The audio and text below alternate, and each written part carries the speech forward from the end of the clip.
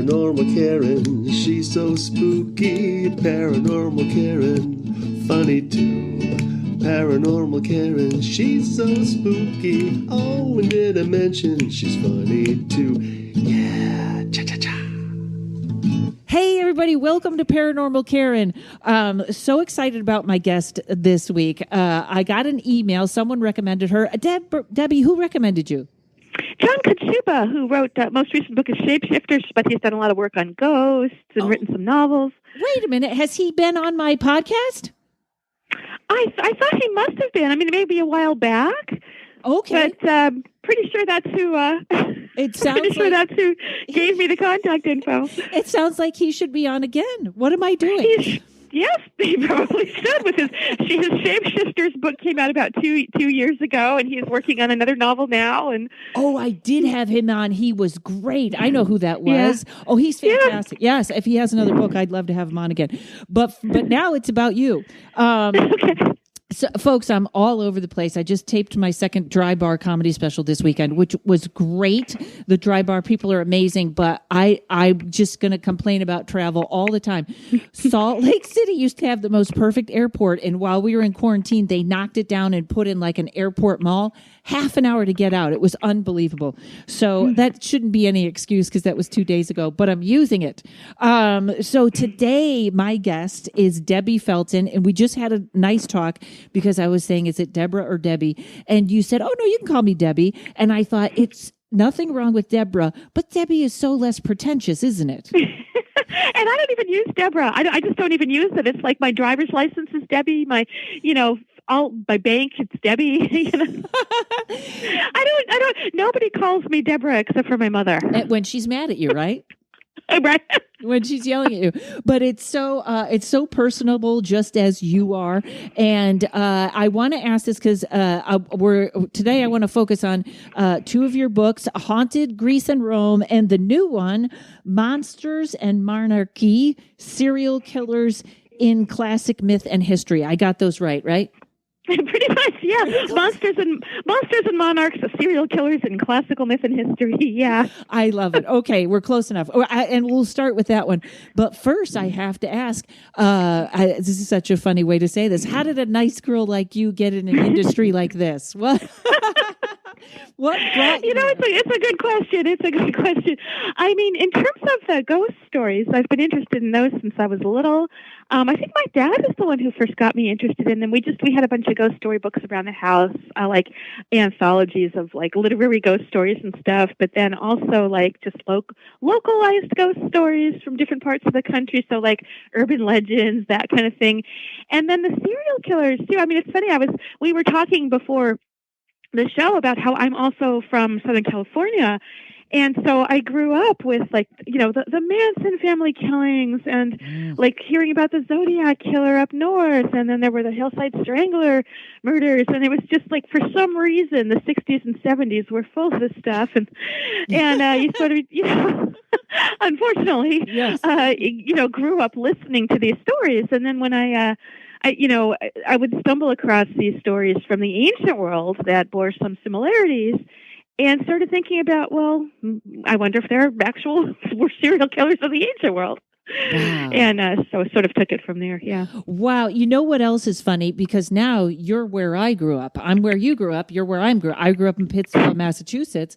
Oh, my God. Yes, I saw that 413 and I was like, holy cow. And I know it's like me. I saw your 818, and I'm like, "Are you in the valley?" I know. That's the way we know the world now, by area codes. That's how we connect.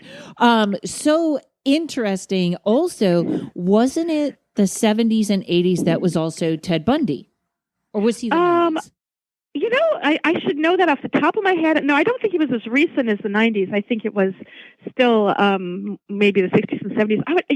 The timeline in my head is so mixed up because there are, unfortunately, enough of these characters that I can't remember which decade which of them were in. But he was definitely earlier than the 90s.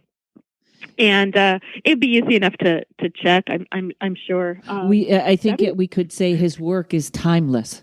Yeah, but I'm trying to think. Was he the 70s? I think it was. I think it was the 70s because he had like a VW Bug, which was the car of serial killers. A lot of people don't know this, but the V Bug, they could take the seats out, so they had rooms for bodies. They don't make cars like that anymore. Yeah. So I just checked. It was the mid-70s. Yeah, Ted Bundy was mid-70s. Okay. In Massachusetts, we were more. You had some great serial killers out here. I think we only had Son of Sam out that way, but New York's right. Well, that was New York. Yeah. Yeah. That was close enough. One of the few serial killers to actually use a gun, I think, if I'm remembering right. I think you're right. And it's weird because he always said his dog talked to him. And my best friend is an animal communicator, but so far, my little courage has not told me to kill anyone except other dogs. But I don't listen to him. He hates every other dog. Okay, so this book, Monsters and the Monarchy. Where did you start? Like, I'm always wondering, you must be just a researcher. Is that what you do at the college too? Research? Well, I teach. I'm my main, principally I'm a teacher. So I teach at the University of Massachusetts at Amherst, and I am in the Department of Classics, which is the study of the ancient Mediterranean world, not Shakespeare. So people could get confused with like the classics, classical music, which classics? So the ancient Mediterranean world. So that's why my focus is on ancient Greece and Rome and like say the sort of Near East and all that. So, but mostly what I do is I basically teach full time. And so any research I do is usually over the summers because I don't always teach summer school. On occasionally I do, but mostly I try to get my research done during the summers. So over the course of several summers, I just started, gathering stories that sounded vaguely serial killer like, and took a look at them and then tried to compare them to some of the more modern incidences that we know of. You do it over the summer because, of course, you're more thorough than I, which is one of my issues. I always admire people that do research. I can't even sit still. I don't know how you dig through all, what is and what isn't and stuff like that. So what's interesting that grabs me right away is, and I don't know if you're like, I kind of call it the woo-woo side, which is astrology and tarot. And a lot of the myths are where astrology begins, or a lot of the stories of astrology are in like the Greek myths. So I find, the constellations. Yeah. Yes, I find that interesting right off the bat. So when we say both of those, myths and monarchy, were some of these real, or you're not sure, or they sound real? Oh, okay. So the reason I've called it Monsters and Monarchs is because some of the sources are historical and are talking about, say, some of the Roman emperors, but some of them are talking about mythological monsters or mythological characters. So the title Monsters and Monarchs is meant to sort of refer to both, and that's why the subtitle, because we always have to have subtitles, right? Yes. Serial killers in classical myth and history. It's not so much that we have absolute proof that anybody in antiquity was a serial killer, because we don't have forensic evidence from 2,000 and 3,000 years ago. But what we have are descriptions in the literature and including history that sound like the Greeks and Romans were describing what we would call serial killing. The patterns are there. So it's fun to speculate, like, are they actually describing what we would think of as serial mutilation murder or serial poisoning, for example? And I felt like I found, a number of stories that certainly make it sound like they recognize this phenomenon. Wow. Tell us about, shall I give it a sample name? Like, tell us about the real bad. Was there one? Like, I know that they always talk about the Vlad, the Impaler sort of thing, but who do you really think, when you went through all this, who were you most convinced this person had to have been that? I don't think I was convinced that any of the characters must have been a serial killer, but I will definitely give you a specific example. The reason I say that I'm not convinced any of them actually were is because what I think was going on is that they recognized what we would consider serial killing and used that characterization to smear like political figures or enemies. So they would characterize people that they wanted to insult by describing them as serial killers. So let me give you an example of the Emperor Nero, for example. And I just want to say, thank God we've stopped doing that. Holy cow. Wink, wink. Right. Yeah, I just don't even want to get into modern politics. I know, right? So fraught. But so Vlad the Impaler is a little bit past my time period, but killed thousands of people, and I mean there are a lot of leaders that did that. But again, Vlad is a little bit past my time period, which I tend to go to about the end of the Roman Empire or so like 5th century CE thereabouts. But the Emperor Nero in the 1st century CE. So, he's famously mischaracterized as having fiddled by when Rome burned or whatever, but he did no such thing. But the sources say, describe him in these terms that sound so much like a modern serial killer.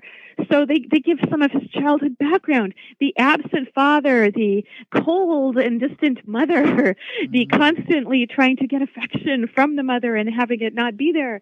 And then, having him be like torture people, beat them up.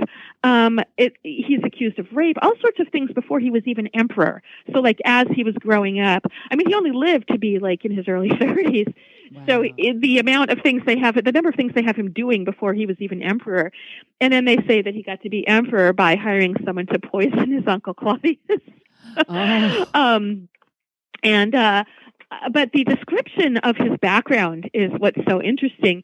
And I, again, don't really think that Nero was, in fact, a serial killer. I mean, among other things, we tend to think of serial killers as, like, not public figures, right? I mean, they're trying not to get caught. They're trying not to be obvious. So when you characterize somebody in those terms, it's more like you're bringing to mind a serial killer rather than saying this person definitely is one, at least as far as the ancient historians go. They were notoriously biased and really hated Nero, and they were not going to write about him in flattering terms no matter what. And then, of course, when he was emperor, he was always plotting against people, and aside from his uncle, I think he killed his uncle's adopted son, just anything to sort of clear the path so that Nero himself could be emperor. And he had the help of his mother in this too. Wow. But then he eventually had his mother killed also. So it sounds like he finally got her affection by killing people, and then he was like, "And this one's for you," and killed her. Wow. Pretty much, yeah. I mean, a lot of when he was emperor, a lot of what he was doing was hiring other people to do the killing. So this is the other thing, is we don't know. We can't really say, well, Nero definitely killed somebody himself either. But that description of the background. There's even a better one, although the person isn't named, but it's like it's a law case, but it's a sort of a sample law case. So based on a real situation, but not about any specific person. But in this one, the guy is like a highway killer, except that he's not just robbing people. He's not just robbing people on the highway. He's mutilating their bodies and leaving them by the side of the road to horrify other people. So he's described as, but nobody would have guessed because he's such a nice neighbor. He's so polite. So the typical, I never would have guessed that my neighbor was off killing people. But also that he had, from an early age, gotten away with a lot of crimes that he wasn't sufficiently punished for, like setting fires and breaking and entering and raping. So that it's no wonder that when he was an adult, he was able to indulge his depraved habits even more. And his victims would beg for mercy, but he would just laugh and then chop them into pieces. So, so that one has even more details than Nero. But it's not attached to a specific named person. And two questions. The first one being, so how did you find this? Like, where do you look for this information that you would find this tale of this sort of non-famous, or did he have a name? Or was it just a tale of this guy that used to do this thing? Yeah. So that last one that I was telling you about is it's a sample lawsuit, a sample law case. It's The story itself is sort of more fiction. I mean, again, it's not attached to a specific historical person. The point was for the law students to study it and to try to understand the arguments that were being made to prosecute the person, or possibly having to try to come up with a defense for the person. So it was a case study for law. But that particular one was brought to my attention by my colleague Craig Gibson at the University of Iowa, for example. So one of the things I do besides reading, all sorts of stories myself is just tell colleagues, hey, I'm working on this topic, so if you spot anything, send it along. And Craig Gibson did that. So that's why I have that one particularly great story with all those details in it. But then, with something like Nero, we just reading about these emperors who you knew were kind of, infamous and notorious for doing horrible things in the first place. And if you look at the details, then it's like, oh yeah, this sounds kind of serial killer-like. Right. Well, now you have my brain like all over the map in thinking, how do you defend a guy like that? I know we have lawyers that do it. They must, I don't know. That's really, really fascinating that I never even thought about that, being handed that assignment to defend that guy. I don't know. And other thing, this is a weird question. Do you know the birthday of Nero? Off the top of my head, I don't, but you probably do, or you're going to do it. You're going to do his sign. Yes, I am, because the way you're talking about him, this is. Obviously Hitler was a serial killer, but wait a minute, I'm putting it in. Sorry, everyone. Emperor. I'm going to spell it wrong. I'm going to spell it like terror. Let me see if I can find it.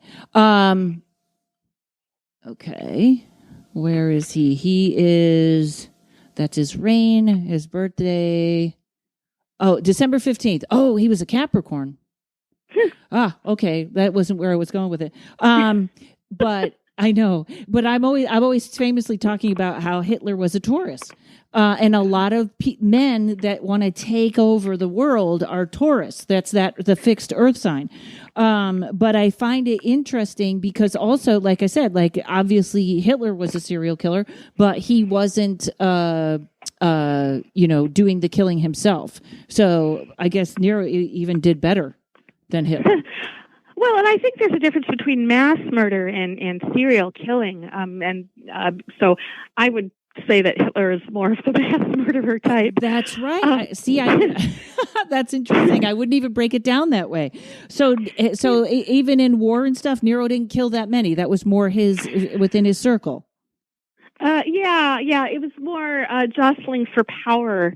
So the thing is, in terms of this category of like monarchs or emperors, kings, tyrants, some of them have people killed, or maybe even kill them themselves, because they want to hold on to their power.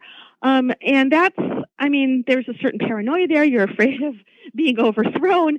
And I don't know that I would necessarily call them serial killers in terms of the type of psychological profile that the FBI has written up for serial killers. And although I have to give a big disclaimer now and say that I have no background in psychology or criminology, but serial killers, the breakdown of types of serial killer personalities has more to do with power, sexual sadism, just various, psychological needs that monarchs who kill for power don't necessarily have.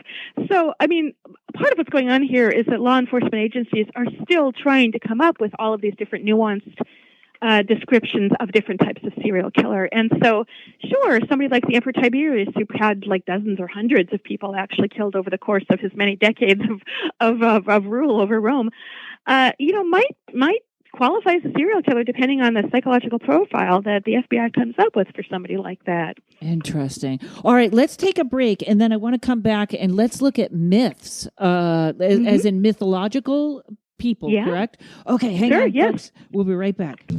Hey, everybody, just want to let you know my tarot class is on sale this weekend only until the 23rd, or the 23rd. I believe it runs out at midnight. So that'll be 2 days. You can get half off when you go to karenrontowski.com and click on tarot. And then you're going to use the coupon code October, all capital letters October. Also, November 1st, I finally have a Patreon. I know I'm so far behind everyone else.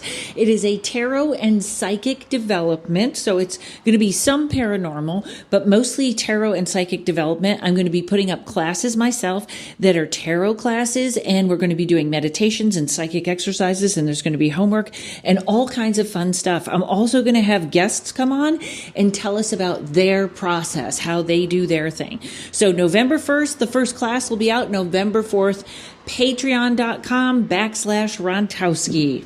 Okay, so now myths. This is my favorite right here. What myths did you sort of uncover, or who is your favorite mythological serial killer, shall we say?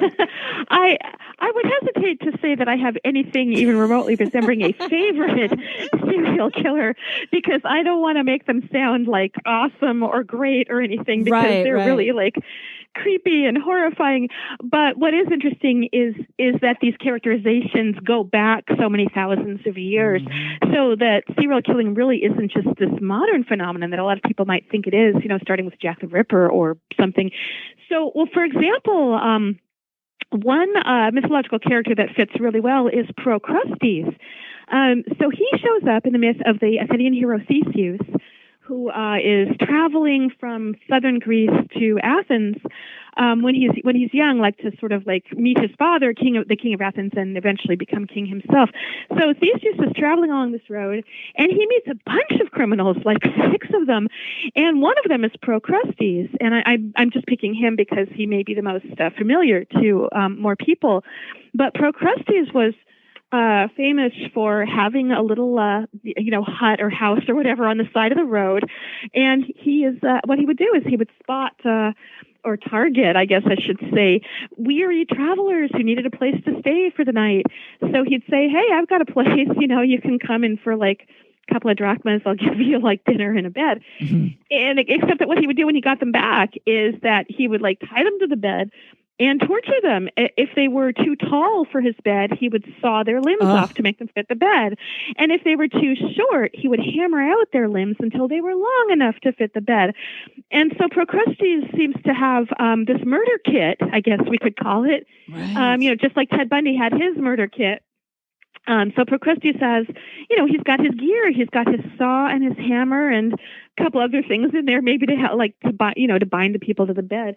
And so, it's like the highway murders that you hear about. So he just takes people off the highway, like lures them in because he seems all friendly and stuff.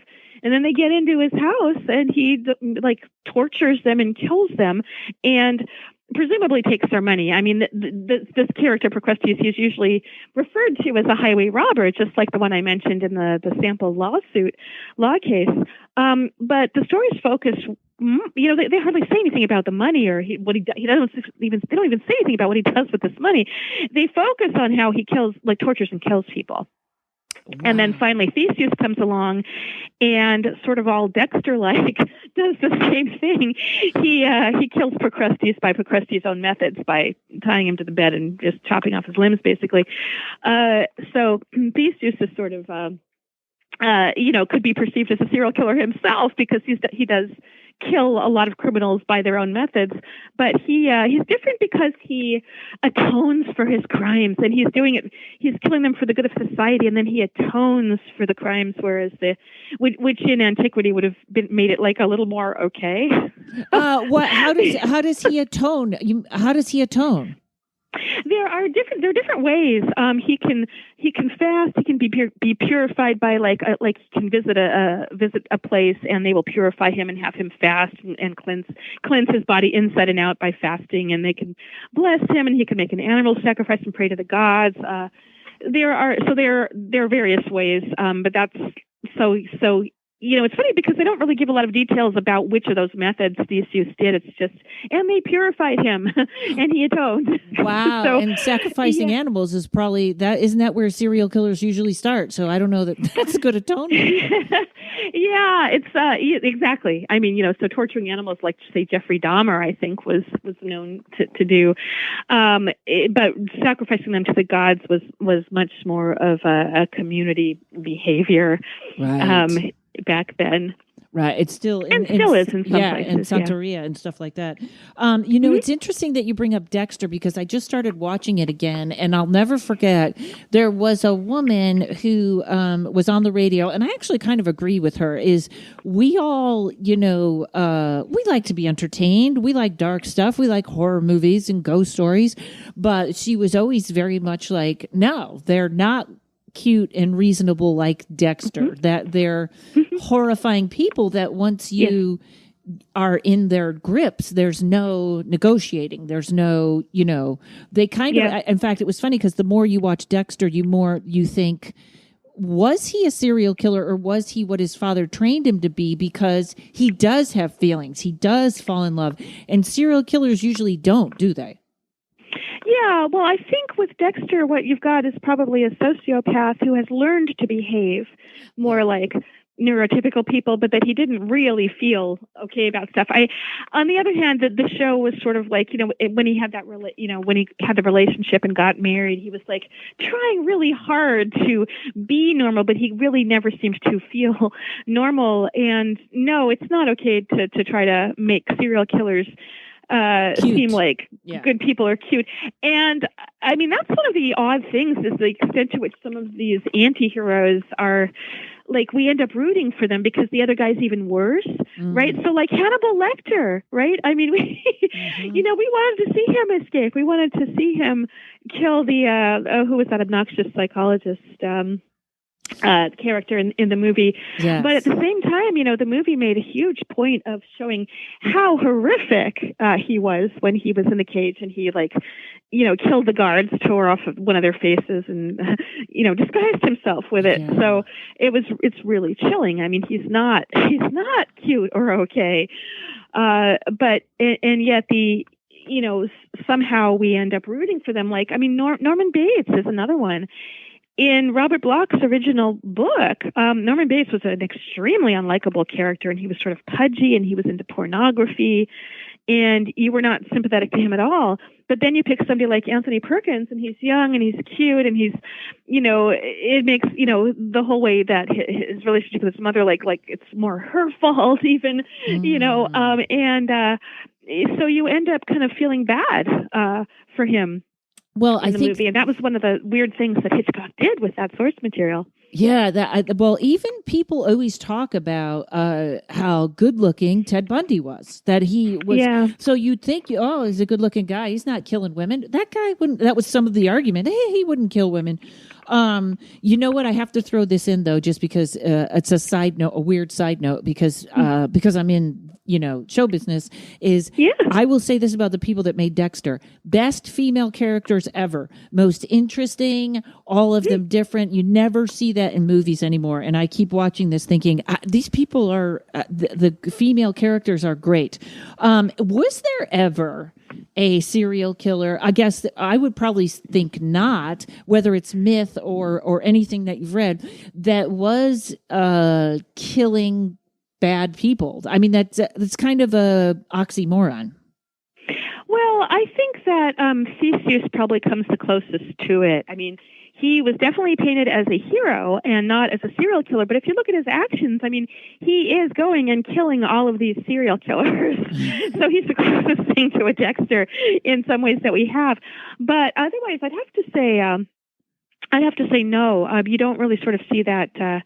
Well, I want to say you don't really see that sort of vigilantism. But what would happen for a long time before there were law codes is that basically like families would take vengeance. If a family member was killed, the rest of the family would try to find who did it and then kill that person themselves. And this could lead to endless blood feuds. And that's why the Athenians and other Greek city-states finally started making laws about homicide. But for hundreds, maybe thousands of years, you didn't actually have law codes in some of these places. Wow. yeah, so there would be lots of. If you think of the Odyssey, for example, Odysseus kind of mass murders like over 100 of these young men who have been like living in his palace and hitting on his wife while he's gone at the Trojan War. He comes back and he kills over 100 people. And we're sort of on his side because it's like, well, they violated the sanctity of his household and they harassed his son and his wife, but he's like slaughters all of them. It's a mass murder, and their families are really upset, and their families are like coming to get Odysseus, and they were going to kill Odysseus until the goddess Athena stepped in and said, "Enough bloodshed. There's been enough bloodshed on all sides," and everybody just sort of drops their weapons and goes home.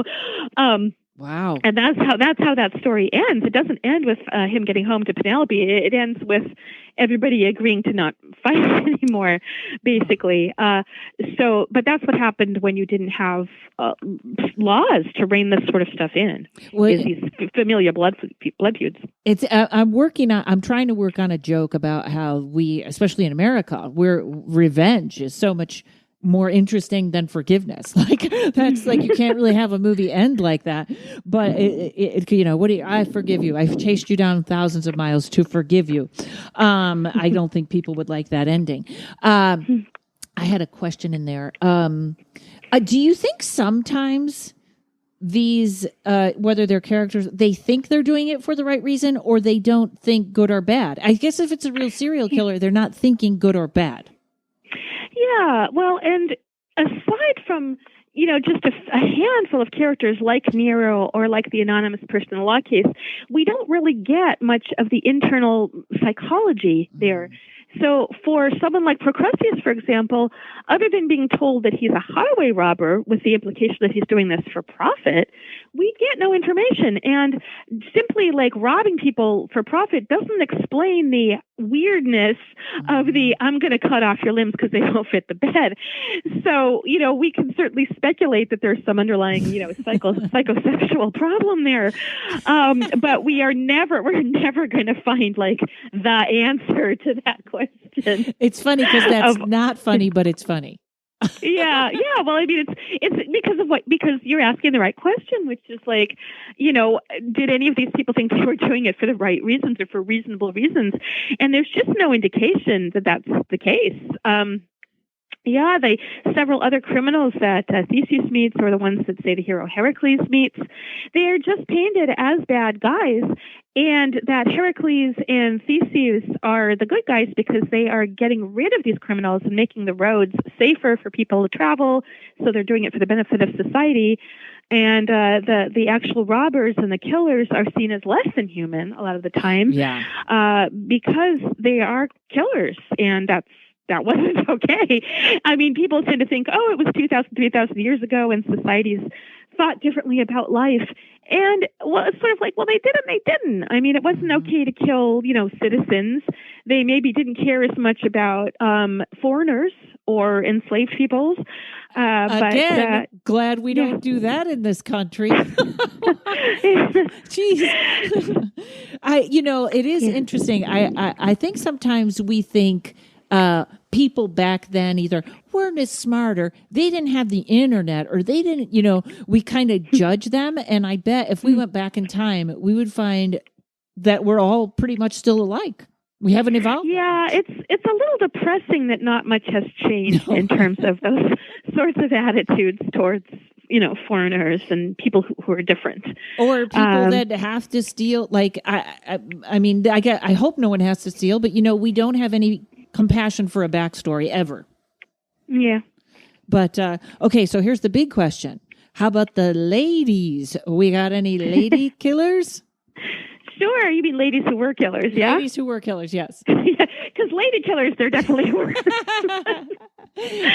But, well, yes, and I think one of the most notorious was Locusta of Gaul. Now, again, when it comes to, like, was she actually a serial killer, it's a little iffy because she was basically an assassin for hire. She was a notorious poisoner.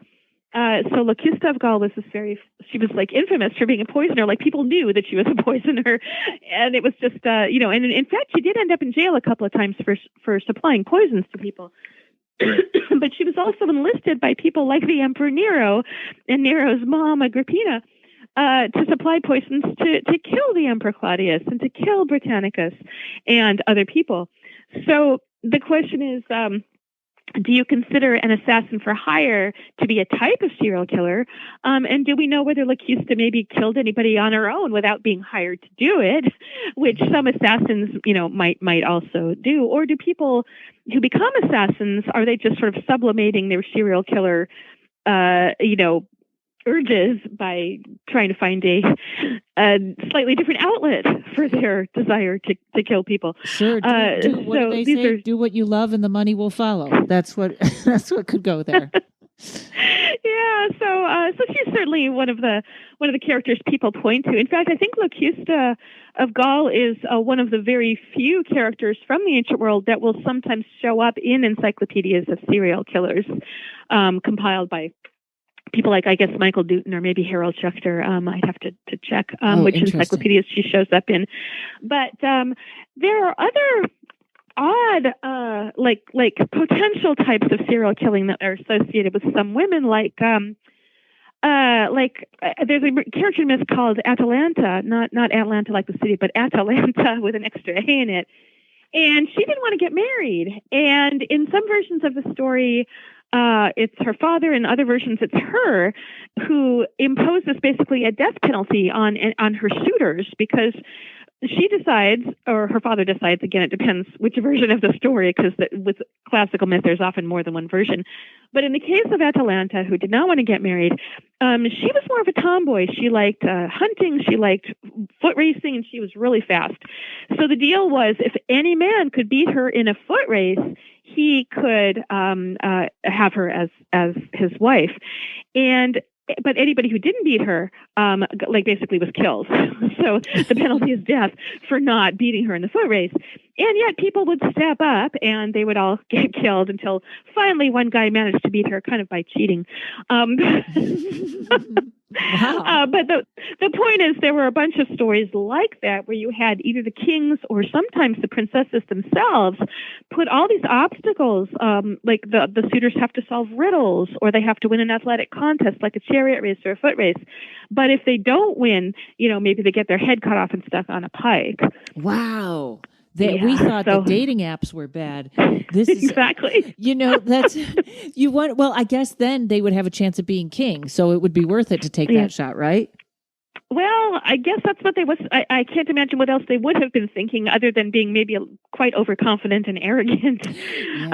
Yeah. Plus, you know what? I mean, they don't really write this in the stories, but I wonder if she liked women, and that was sort of one of the hang-ups.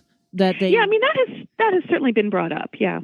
And I know this is out of your a little different time again, but there was a woman who was killing younger women for their blood, and she would put it on her face. Who was that queen? Was it? That was Countess Bathory, Elizabeth Bathory.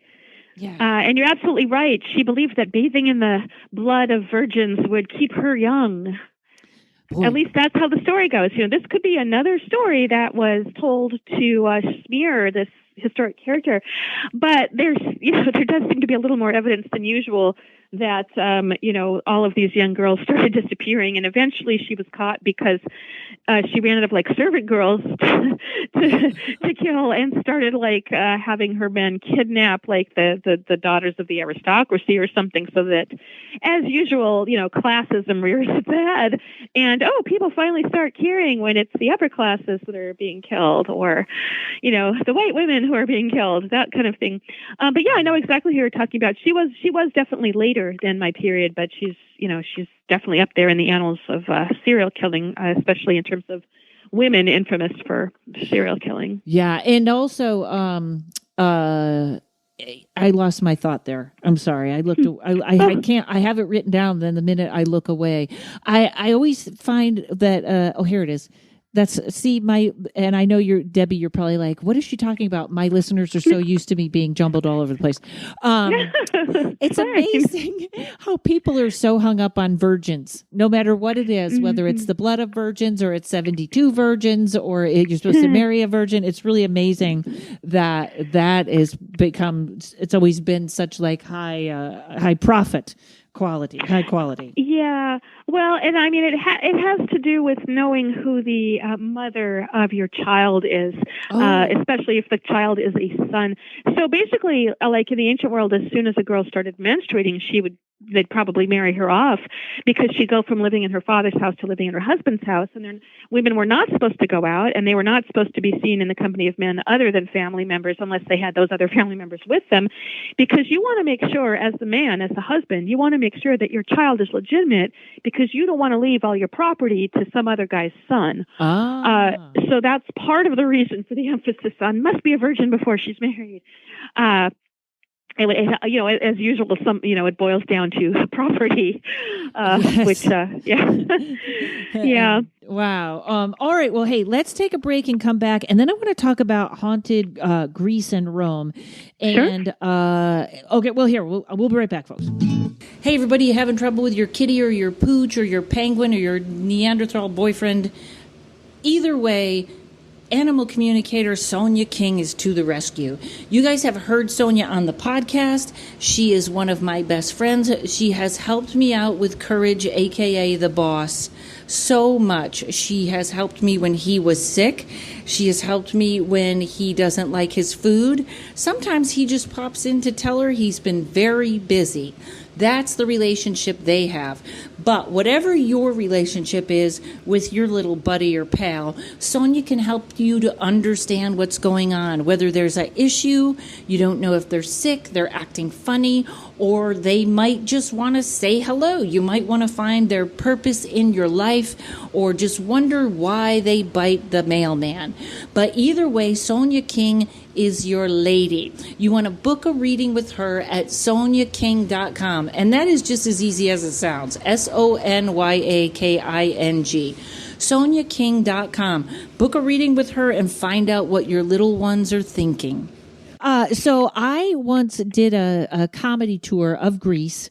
Where that was the great thing about comedy, is you could go all these places and entertain the troops, and yet you were like in the safest place, no matter where you were, Turkey, where any area, Afghanistan, all those places, and you got to really see. And Greece was one of the most beautiful places ever.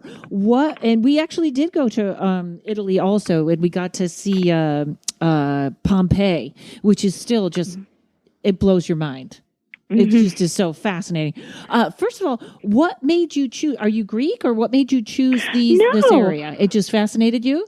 Well, that's another really good question, because I wouldn't have seen myself ending up in this field. So basically, when I always liked literature, especially English literature and ghost stories. And so when I was in college, when I was an undergraduate, I was just majoring in English lit, thinking, I don't know what kind of career I'm going to get, but I'm interested in this stuff. And we had to choose a language to study to go along with that. And I decided to choose Latin because some of the authors that I was interested in, especially of the ghost stories, were constantly talking about, scholars who knew Latin and then summoning ghosts and demons in Latin and that kind of thing. So when I was an undergraduate, I was an English major and I studied Latin. And I did not even know that there was such a field as classics where you could just study the ancient Mediterranean world and focus on Greece and or Rome. But when I found that out, I eventually went to grad school. I didn't go right away. I worked for a while, save up some money, whatever. I went to grad school and got a PhD in classics.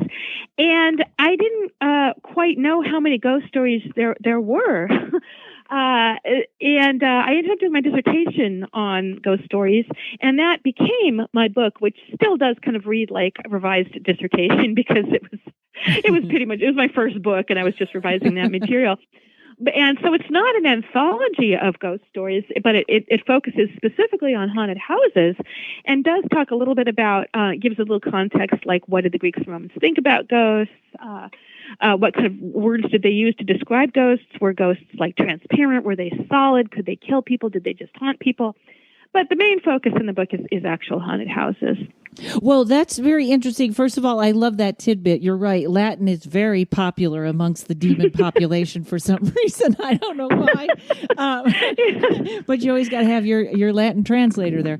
But, that is interesting because, in India, they say people see ghosts all the time because that's their culture, because they believe in it. They say you can see them. So the people have a tendency that veil, we call it the veil in the paranormal world, between worlds, which it isn't really a veil. It's sort of more of, it's not a veil you lift. It's a belief system.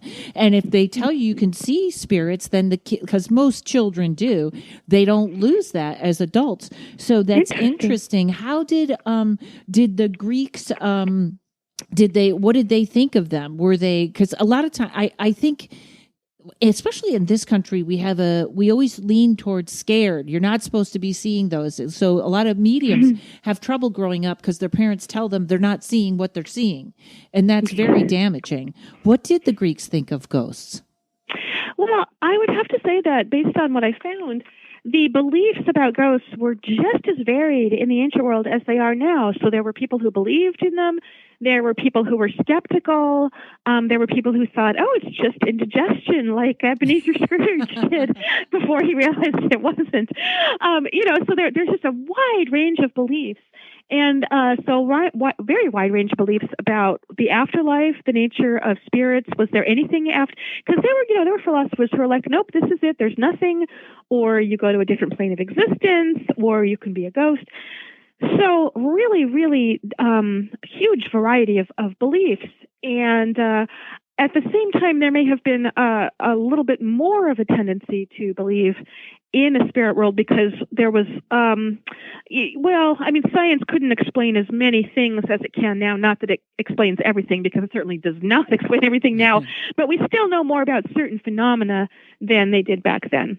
So some things that they considered ghosts were like, oh no, that's just the fog or whatever, and it just looks funny because of X, Y, and Z. So different explanations now, but not explanations for everything. Well, being on that island, and this is a little paranormal investigation thing, usually places that are surrounded by water is a really good conductor. It's like theaters are usually old theaters are always haunted because they're made of stone and the minerals are kind of help out. So I would imagine they have some great ghost stories there. Oh, and I have to just say, any great, and I'm going to include Italy in that, but I know it's maybe we're in the wrong time zone. Pompeii, I wonder if anyone has ever just seen if that's haunted. It has to be. Has ever seen what haunted? Pompeii. Oh, it's a good question because, since it was uncovered, or just obviously since spirits are kind of in it, like you can have a spirit in your house that is seeing a different house, like it's seeing the house it was in, even though that house has been knocked down and yours has been built. They're not always seeing your home. That's why you may see them walk through walls or stuff like that, because those weren't there. But I wonder, there must be a lot of activity around Pompeii. That's a really good question, and I think the problem for me is that because that would be in the modern era, I'm not familiar with those stories. There may be ghost stories from the last 100 years or so, as well. Excavations have been going on. I'll have to ask some of my colleagues who actually work at Pompeii about, are there ghost stories about the people who died in, the volcanic explosion? Oh my God! If anyone has them, please tell them to get a hold of me. I'd love to hear. I will. Okay, so Greece, all the water. We were always. Tell me about the haunted houses. Oh, well, probably the most famous haunted house story from antiquity is the one about a haunted house in Athens. So again, it's in a major city, but maybe on the outskirts because it's a fairly large house. And the bones of the story, if you don't mind me putting it that way, are so standard. I mean, it's you've got this house and it's deserted and falling into ruin because nobody will live there, because people used to live there, but they were haunted by the ghost of an old man rattling chains, and they would be terrified and they wouldn't get any sleep because they were afraid he's going to show up, but they couldn't leave because they had, invested in the house. But eventually the house is deserted and falls into disrepair. And it's put up for rent or sale, in case anybody who hasn't heard about the ghost is silly enough or unaware enough to buy or rent the place. But then this philosopher comes and hears about it, and he's highly skeptical. And he's like, can I just rent it, for a night or something to see what's going on? And they're like, okay, it's on you. So he goes to the house. He actually brings servants with him, but they go to like the back rooms or something. So for all intents and purposes, he's by himself, and he's just sitting there with a candle, and he's doing some work to try to keep his mind distracted so that he doesn't start imagining things. And sure enough, he starts hearing the clanking of chains, first from far away and then closer and closer and closer until it comes over the threshold into the room with him. And he turns around and he sees this ghost. And it's the old man rattling chains. And this philosopher character, it's almost funny because he sort of motions to the ghost like, hang on a sec, I got to finish my sentence here. He turns back to his writing, and then the ghost is like rattling the chains right over his head, like, not saying anything, but clearly trying to get his attention. And then the philosopher sort of realizes, okay, I guess I'm not imagining this, and he picks up his oil lamp and he follows the ghost to the courtyard, and there the ghost disappears, and the philosopher marks the spot and then has the local authorities dig up the spot the next day, and sure enough, they find a skeleton down there wrapped in chains, and they give it a public burial with all the proper rituals, and the house isn't haunted anymore. But that's all we're told. Like, we never find out who the old man in chains was, why he was buried in the courtyard in chains of the south side. So there's a lot of mystery still. But the basic story is still there. It's a lot like the Canterville Ghost by Oscar Wilde, for example, if you're familiar with that story. But your typical haunted house story and the typical solution, too. That really is, it's very interesting, too, about the chains, because that is still like a stereotype kind of, and you don't really see many real hauntings with people dragging chains around, but that's like the original, that's interesting. Also, you kind of have to give the philosopher credit for not being afraid. I just had a cousin call me that moved into a house in Salem, and it was almost the same thing. They were up all night, and he was like, how do we get rid of this or just make peace with this thing? And they eventually just made peace with it, and I haven't heard from him, so I assume it's all okay, or else maybe he's chained up and buried in the backyard, but I assume it's the better of the two. Otherwise, I would have heard. Okay, so I always think of I know the movie's coming out soon, but there was a house in Chicago that was so haunted, an apartment, that they ended up selling it for $10. Like that's just, I don't know, but that story had every piece of maybe I'll cover that for Halloween. I haven't heard about that one. I'm going to have to look it up. I'll find it and I'll send it to you. And it was on okay, that would be awesome. I think the show was Paranormal Witness. It's either on Hulu or something, and it was either called The Renters.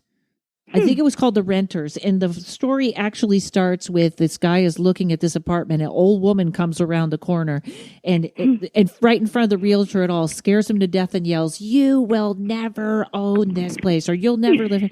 And she was alive, and it's the backstory of the family that was there as it became haunted is just horrifying. So I'll find that for you guys for Halloween. That would be great. Yes, and on the show they said they couldn't get rid of the house. $10 they sold it for, or I think it was an apartment because there was somebody on the other side. So basically, that's kind of one thing I do think is interesting is if it's just a spirit, if it's a human spirit, there's usually a psychological. You can put it together, or there's a story there, or you can find the body. Because I know, as someone told me I should be doing mediumship work, and that you cross people over, but first you ask them if they have anything to say, because again, it's the revenge thing. We want to stick around and say what happened to us. What are some other, are there probably bride stories? There's always kind of haunted bride stories. Do they have those? A haunted bride? Yes.